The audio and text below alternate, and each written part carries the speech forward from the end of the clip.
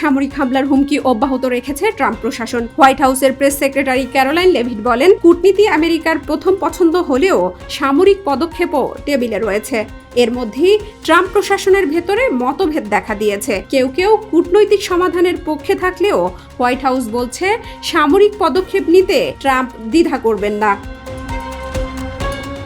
যুদ্ধের জন্য তেহরান প্রস্তুত বলে হুঁশিয়ারি দিয়েছেন দেশটির পররাষ্ট্রমন্ত্রী আব্বাস আরাকচি। আল জাজিরাকে দেয়া সাক্ষাৎকারে তিনি বলেন, আমেরিকা যদি ইরানের সামরিক সক্ষমতা পরীক্ষা করতে চায় তাহলে ইরান যে কোনো পরিস্থিতির জন্য প্রস্তুত। আরাকচির দাবি, গত বছর ইসরায়েল ও আমেরিকার সঙ্গে উত্তেজনার সময়ের চেয়েও এখন ইরানের সামরিক প্রস্তুতি আরও শক্তিশালী। দেশ জুড়ে চলমান আন্দোলনে সশস্ত্র গোষ্ঠী ঢুকে পড়েছে বলেও অভিযোগ করেন তিনি।